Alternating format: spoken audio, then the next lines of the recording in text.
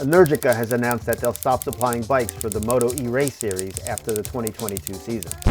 Who? What? That's the problem.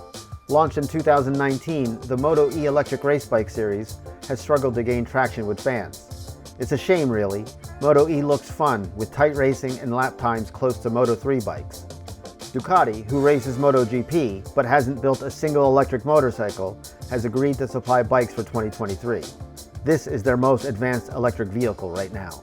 And that's a Moto Minute.